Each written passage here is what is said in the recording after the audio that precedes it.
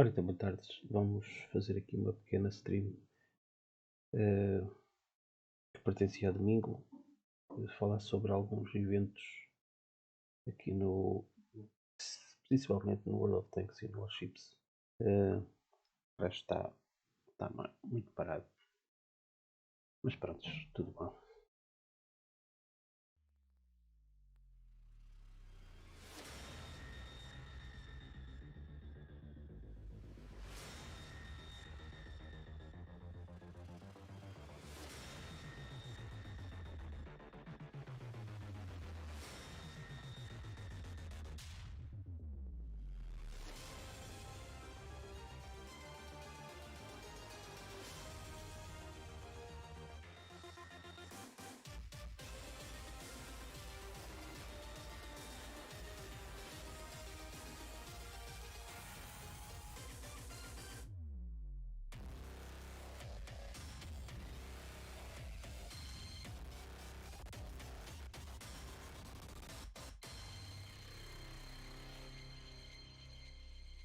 Então cá estamos. Vamos então.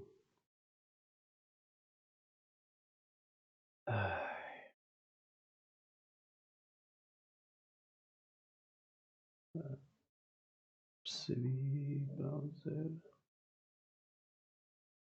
O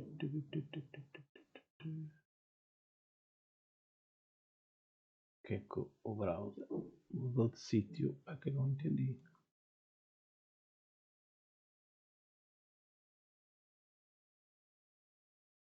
Não entendi.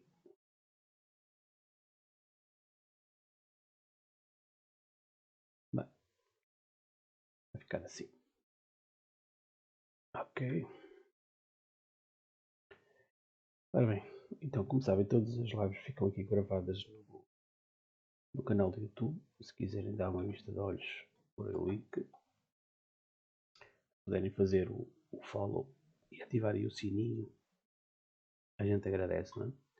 Portanto, está aqui tudo, os últimos vídeos, são as lives completas, está tudo aqui.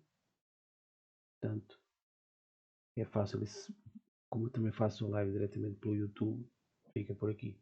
Portanto, quem estiver a ver na Twitch, se preferir ver pelo YouTube, pode ver pelo YouTube, que pelo menos tem a hipótese de alterar a taxa de visualização, coisa que a Twitch não permite para quem não é partner. Enfim, tudo bem. Agora vamos aqui para o que interessa. World of Tanks. Então o que é que temos aqui? Novidades. Maio. Today, I return in this episode of the monthly rundown, where I go through the specials and events coming in May.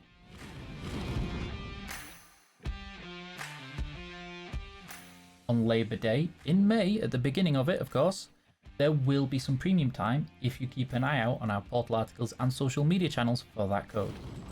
The last episode of Frontline this year will start on the 25th of May, running until the 1st of June. So make sure you take part if you want to pick up one of those nice new reward tanks.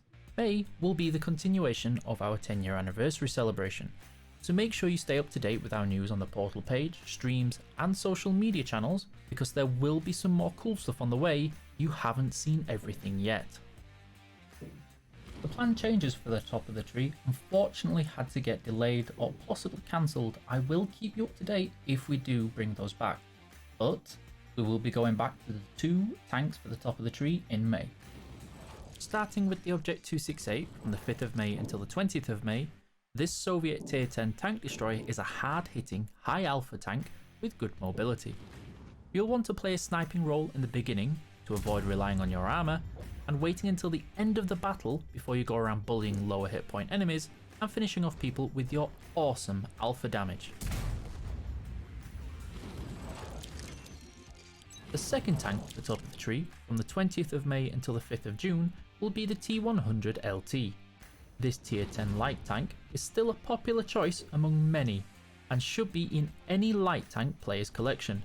It's small, it's flat, it looks a bit like a pancake, but this light tank can still perform an awesome role on the battlefield. The rest of May will just be weekend specials, with International Workers' Day between the 1st and the 5th of May, where you'll get ×4 first win XP, ×2 crew XP, and some nice in-game discounts for the workers of your tank.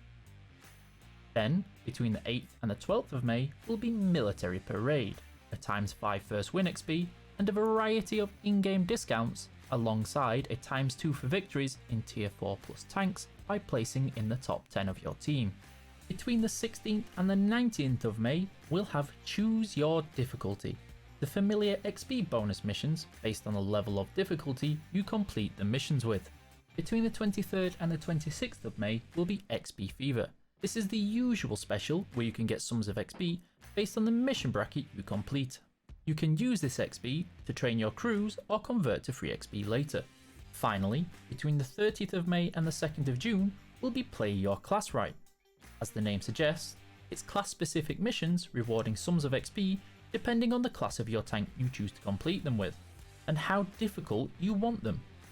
Complete enough of these missions and you will earn yourself some large consumables, personal reserves, and even some spider emblems.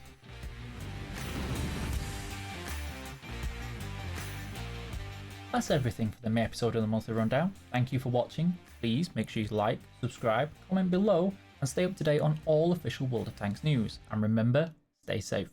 Greetings tankers, I'm Mikibu. Pronto, está aqui as especiais para maio.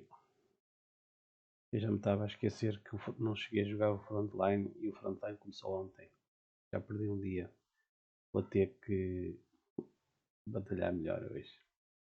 Enfim. Que é o Frontline aqui. Nem me tinha percebido que isto começava amanhã. Começou ontem. Começava amanhã. E ontem por acaso estive a ver as novidades e não me apercebi. Portanto, hoje já vou começar a ter que dar forte, que eu queria passar todo o evento só na parte do Frontline, não queria ir para o outro evento que é metade. Portanto, vou ter que fazer tudo, não se esqueça, entre dia 27, ontem, e até 4 de maio. Ok. Portanto, já sabem. E depois, é engraçado que este mês, o maio, vai ter duas, então. Outra começa dia 25 até dia 1. Enfim, bem, vou ter que me apressar nisto, por isso é que eu hoje estou a fazer isto com mais pressa. No World of Warships, temos aqui um mini update. Foi hoje, que é este barco com free XP. Acho que é este barco que é o tais de 2 milhões.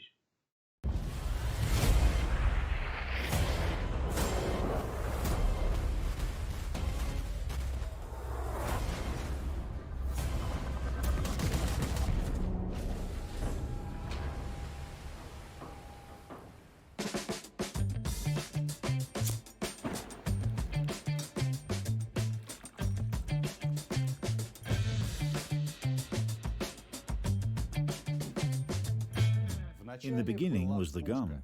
Or, to be more precise, it was a project for a dual-purpose 127mm Type 1 gun for a ship's coupled turret mount that was developed by Japanese designers during the war.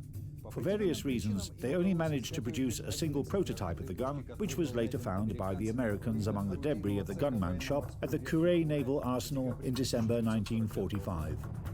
In World of Warships, we've recreated this mount in 3D and designed a ship based on a Shimakaze-class destroyer to carry it into battle. That's how destroyer Hayate, a very special Japanese Tier 10 ship, was born. A detailed study of the trophy captured at Kure showed that the advantages of the project, in comparison with older 127mm main armament mounts, were its fixed ammunition and an increased rate of fire. These advantages would have provided an edge in artillery duels against light enemies and significantly enhanced the AA capabilities of a ship firing at high-altitude targets. All these characteristics have been preserved in the virtual model.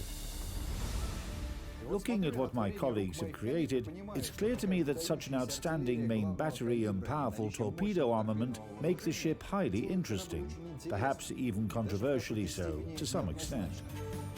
One of Hayate's main features is that she can be customized to suit two different gameplay styles. She can be either a torpedo destroyer or a main battery destroyer. Both approaches can be quite effective, so the decision is entirely yours, rather than being predetermined by the ship's parameters. Torpedo destroyer. The destroyer is equipped with two quintuple tube torpedo launchers. The torpedoes can deal heavy damage and have a range of 12 kilometers. When correctly customized, the ship can be transformed into quite a dangerous torpedo boat, especially if taking the radical approach of replacing smoke generator with torpedo reload booster, which allows a further 10 torpedoes to be launched at an enemy just 8 seconds after the first salvo. The main targets for Hayate's torpedoes should be battleships and cruisers with low maneuverability. Because of this, you should remember that capturing key areas without smokes is a risky deal. The ship's visibility to enemies is 7.74 kilometers, so she can easily fall under focused fire. You had better leave the capture of key areas for later stages of battle, at the point where the situation on a map becomes more predictable. When focusing on her torpedo armament, you should avoid enemy destroyers if possible. Hayate is capable of fighting back, but it will cost a significant part of her HP pool. Moreover, despite having decent AA defenses for a destroyer, she should still stay alert for incoming enemy aircraft when her HP is low. Artillery destroyer. When playing the artillery variant of the ship, focus on her smokes and powerful guns. It's slightly easier to capture and hold key areas with this variant of the destroyer, as long as you always watch out for enemy ships equipped with radar. As for destroyers, thanks to her 5-second reload time, 6 guns, and the high damage of her HE shells, Hayate can deal decent damage per minute. The ballistics of her guns allow for firing at maneuvering targets as well. Hidden behind a smoke screen, you can freely choose any target within firing range. In this configuration, Hayate's torpedoes still pose a threat. But I have to admit that the ship possesses mediocre maneuverability and cruising characteristics, which is why you should consider your firing position and groups of retreat carefully.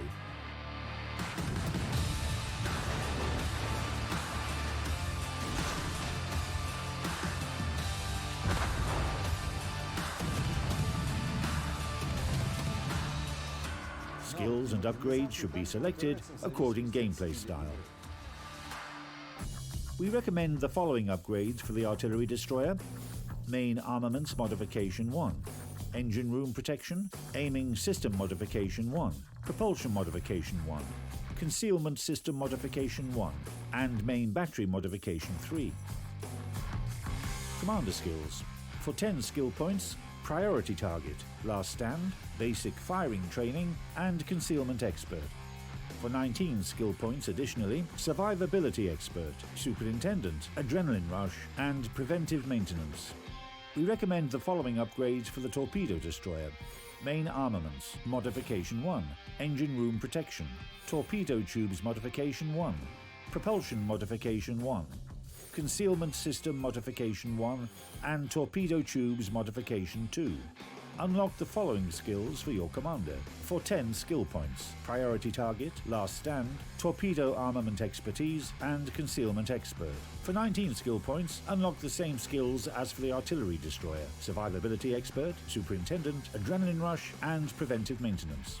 It's up to you to decide between guns and torpedoes. The Japanese destroyer has really huge potential, and the two gameplay styles are like two different worlds that offer true challenges for those brave players who are willing to explore them.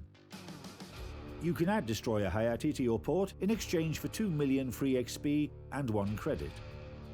The destroyer comes with a permanent camouflage, which provides an array of decent bonuses. Plus 100% XP and plus 20% credits per battle, and 50% off her post-battle maintenance cost. Good luck, captains, and remember that the ship's name is pronounced with each syllable stressed. Hayate.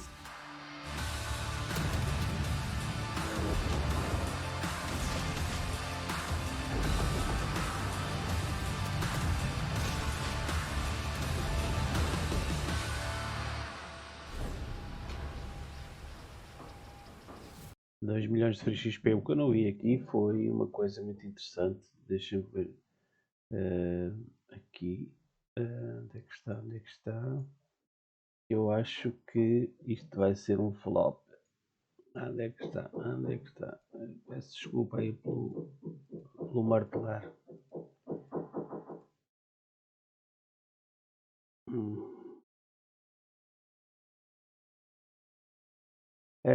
Se repararem, este destroyer não traz carga de profundidade. Tenham muito bem atenção nisso. Ok? Não vale a pena a gente falar mais sobre as cargas de profundidade, portanto, abram bem a pestana. 2 milhões de free XP é muito free XP. A não ser que eles depois voltem a pôr, porque neste momento só existe nos submarinos até tier 6 a carga de profundidade, não é? Quer dizer que depois no VAR os outros não vão ter, não faço ideia. Vamos aguardar. Ora bem, o Ranked vai começar agora amanhã, de 29 a 11 de maio, portanto quem gosta disto aproveite, ok?